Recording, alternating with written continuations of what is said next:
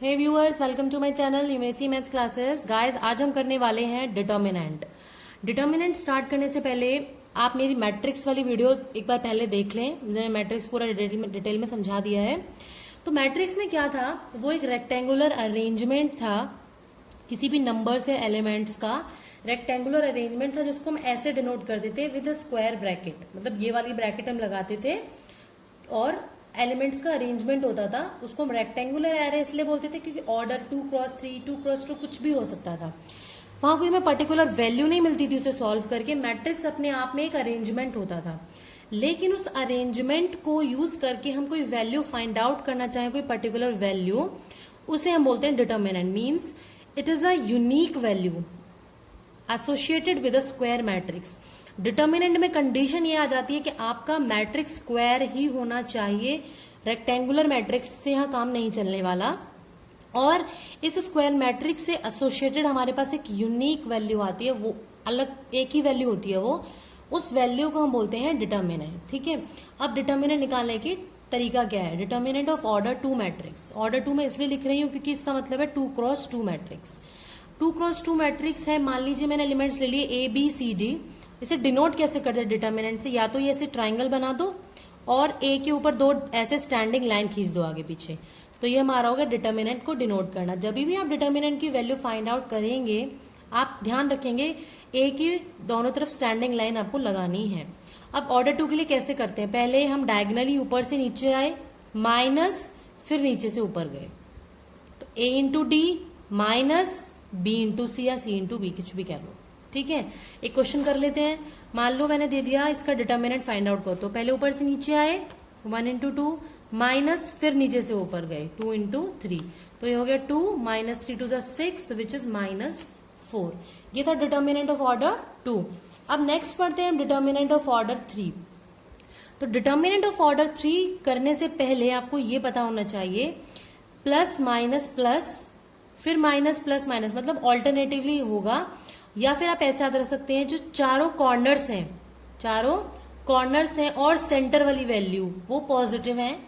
चारों कॉर्नर्स और सेंटर वाली वैल्यू पॉजिटिव लेनी है, बाकी बचे हुए सारे नेगेटिव। अब आप किसी के भी अलोंग एक्सपैंड कर सकते हैं, चाहे R1 मीन्स रो 1, रो 2, रो 3, कॉलम 1, कॉलम 2, कॉलम 3, किसी के भी अलोंग आप इसे एक्सपैंड कर सकते हैं। You will get the same value. अब कोशिश हम ये करते हैं कि जिसमें 0 ज्यादा हो हम उसे ले लें, उससे होता क्या है, कैलकुलेशन इजी हो जाती है। लेकिन मैं इसको आपको भी पहले नॉर्मली करके दिखाने वाली हूँ।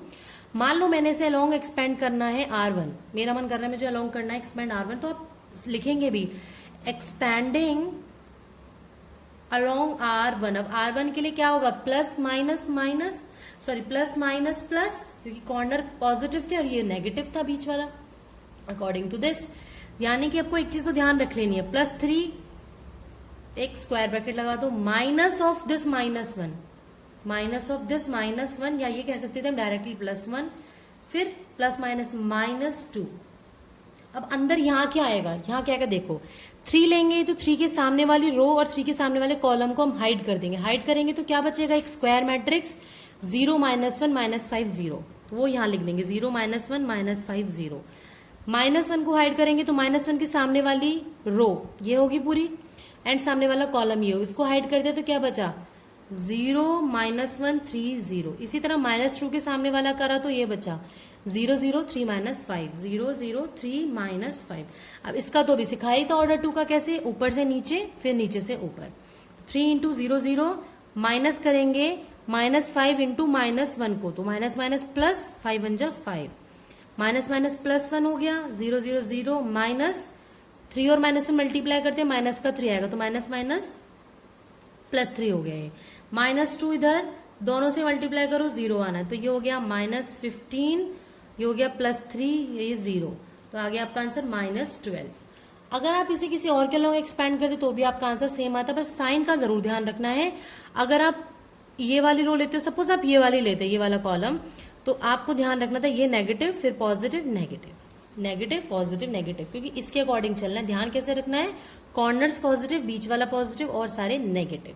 तो ये था डिटर्मिनेंट ऑफ ऑर्डर 3। नेक्स्ट, ये जो पॉइंट है आपको बहुत ध्यान रखना है, 1 मार्क का क्वेश्चन में जरूर आता है। अगर कोई नंबर है विद ए, उस पूरे का डिटर्मिनेंट पूछा है तो उसका आंसर ये नहीं होता।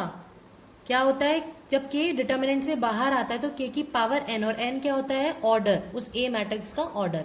मान लो मैंने आपको क्वेश्चन दिया, इसकी वैल्यू बताओ, और ऑप्शन मैंने आपको दे दिए ये 4, 3a, 6a, 8 of determinant A and 2 of determinant A, where जो मैट्रिक्स का ऑर्डर है, ऑर्डर ऑफ ए इज 3। तो आप क्या आंसर लिखते हैं इसका, order of A is 3। 3 means आपको ये प्रॉपर्टी ध्यान रखनी है, इसका मतलब हम ये लिखते हैं 2 जब बाहर आएगा तो पावर लगती है ऑर्डर की इनटू डिटर्मिनेंट ऑफ ए, यानी कि 2 की पावर 3 8। आंसर हमारा हो गया ये वाला। ठीक है, next topic, area of triangle. Area of triangle आप ऑलरेडी 10th 11th में कर चुके हैं। कैसे था, हमारा फॉर्मूला होता था half into x1 into y2 minus y3, कुछ इस टाइप से। उसी फॉर्मूले को हम डिटर्मिनेंट की फॉर्म में भी कन्वर्ट कर सकते हैं। अगर हम क्वेश्चन आता है एग्जाम में, using determinant find the area of triangle, then you will use this formula. कैसे यूज करेंगे, देखो मान लो एक ट्राइंगल दिया हुआ है जिसकी 3 वर्टिसेस गिवन है, x1 y1, x2 y2, x3 y3। कुछ करना नहीं है, बस हाफ बाहर लिख देना है क्योंकि फॉर्मूले में हाफ था। पहले x1 y1 को उठा के x1 y1 ऐसे लिख दो, फिर उसको उठा के x2 y2 ऐसे लिख दो, फिर थर्ड वाले को x3 y3, लास्ट वाले में 1 1 1 आ जाएगा।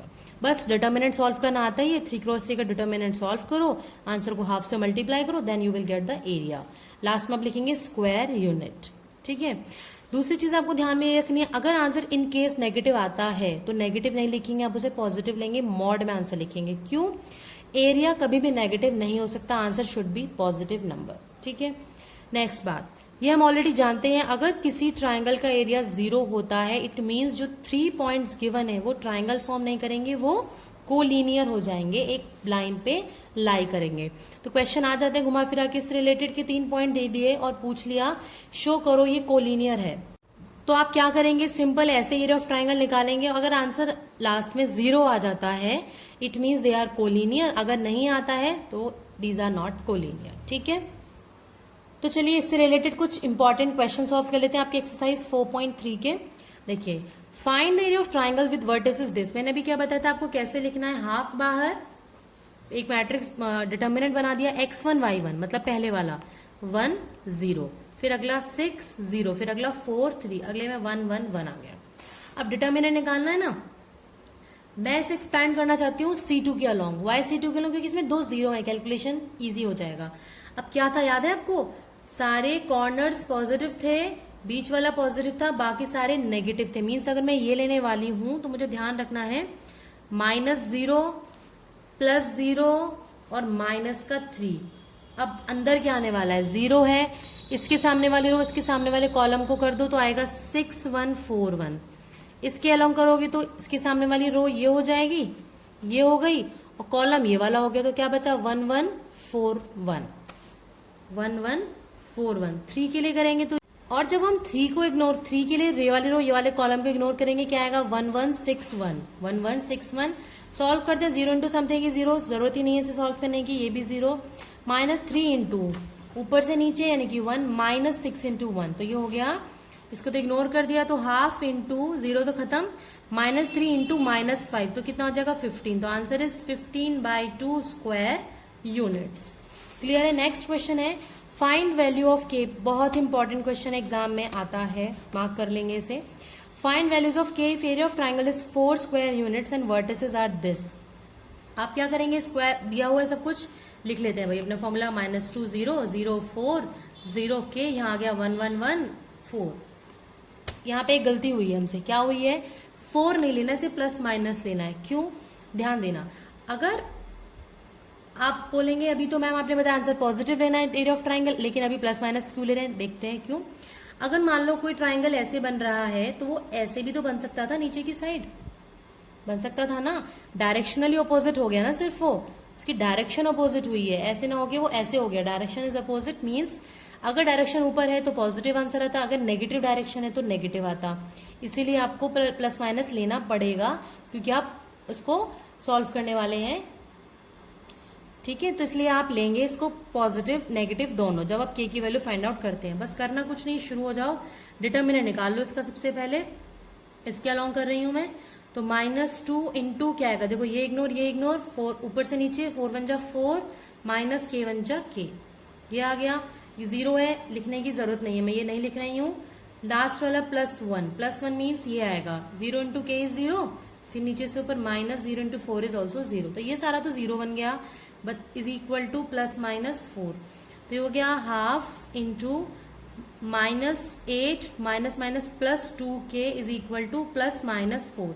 एक बार हम लेंगे पॉजिटिव और एक बार लेंगे नेगेटिव, तो ये हो जाएगा 2 को इधर ले जाएंगे हम। उससे पहले एक बार लिख के दिखा देती हूँ मैं आपको। ये हो गया हाफ -8 +2k, 2 को इधर ले जाएंगे तो -8 +2k is equal to 8, 2k is equal to 8 + 8 यानी कि 16, तो k की वैल्यू आपकी आ गई है 8। नेक्स्ट हम यहां से करेंगे तो 2 4 ज़ा 8 माइनस का -8 cancel, 2k is equal to 0 means k की वैल्यू आपको मिल गई है 0, तो k की पॉसिबल वैल्यू कितनी हो गई 2। इस टाइप के क्वेश्चन 1 मार्कर में भी आ जाते हैं, how many solution of k will exist, तो कितने सोल्यूशन एग्जिस्ट करे 2, तो गलती हो सकती है आप लोग पॉजिटिव वाला लेके सॉल्व करते हैं, एक आंसर निकालते हो कह देते 1 सोल्यूशन एग्जिस्ट, तो आप ध्यान रखेंगे इस चीज को, ठीक है। Now next is find equation of line joining this and this point using determinants. Determinant use करके इन दोनों points की एक equation बताओ। तो हम एक point ले लेंगे x and y, any point lies on the line or you can say joining these two line, lies on the line joining these two point। ठीक है, मान लो मैंने ये एक्स वाई ले लिया और ये मेरे 1 2 थे और ये 3 6 थे, 2 पॉइंट्स ऑलरेडी थे, इनसे इनकी लाइन पूछिए ना हमसे, इन दोनों की लाइन। अब ये जो लाइन है इस लाइन पे और भी तो पॉइंट होंगे थोड़े ना, ये 2 ही पॉइंट है, मैंने मान लिया वो पॉइंट है एक्स वाई। अब 3 पॉइंट मेरे पास है, मैं जानती हूँ अगर तीनों पॉइंट एक लाइन पे है मीन्स वो कोलिनियर है, और कोलिनियर है तो उनका एरिया ऑफ ट्राइंगल क्या होगा 0। It means in this case area of triangle is 0 for these 3 points. ठीक है, तो ये क्या होगा एक्स वाई लिखेंगे हम अपना, पहले हाफ बाहर, फिर 1 2 फिर 3 6 और यहाँ 1 1 1, इट शुड बी 0। आप इसको सॉल्व करेंगे तो आपको देखेंगे कि एक्स वाई की फॉर्म में एक इक्वेशन मिल जाएगी। देखिए मैंने क्या किया, 2 को पहले इधर ले गई, 0 बन गया, फिर अलॉन्ग R1 मैंने एक्सपैंड किया, तो x ये इग्नोर करेंगे तो बचेगा 2 1 6 1, फिर y के लिए इसे इग्नोर करेंगे तो बचेगा 1 1 3 1, फिर इस 1 के लिए करेंगे तो 1 2 3 6। साइन का जरूर ध्यान रखना है, positive negative positive positive negative positive. अब इसे सॉल्व कर लेते हैं जल्दी से, ऊपर से नीचे 2 1 जा 2 -6 1 जा 6 -y 1 1 जा 1 -3 1 जा 3 +1 1 6 जा 6 -3 2 जा 6 इज इक्वल टू 0। तो ये हो गया -6 + 2 होता है -4, तो -4x, -3 + 1 क्या होता है -2 और माइनस माइनस +2y। 6 - 6 इज 0, तो लिखने का कोई फायदा ही नहीं है। पॉजिटिव 4x को मैं उधर ले जाऊंगी, काट दूंगी 2 से, तो y is equal to 2x, यानी कि मेरी इक्वेशन आ गई है y is equal to 2x, या फिर you can write 2x - y is equal to 0। तो आपकी ये हो गई है इक्वेशन ऑफ लाइन। इसी के साथ हमारी 4.3 भी खत्म। नेक्स्ट वीडियो में हम डिस्कस करेंगे इनवर्स ऑफ मैट्रिक्स, एडजॉइंट निकालना, माइनर कोफैक्टर निकालना, और बाकी जो भी हमारा रिमेनिंग है नेक्स्ट वीडियो में उसे कंप्लीट कर लेंगे। तो मेरे चैनल को सब्सक्राइब नहीं किया तो इसे सब्सक्राइब कर लें ताकि आपको नेक्स्ट वीडियोस का अपडेट मिल जाए। तब तक के लिए थैंक यू।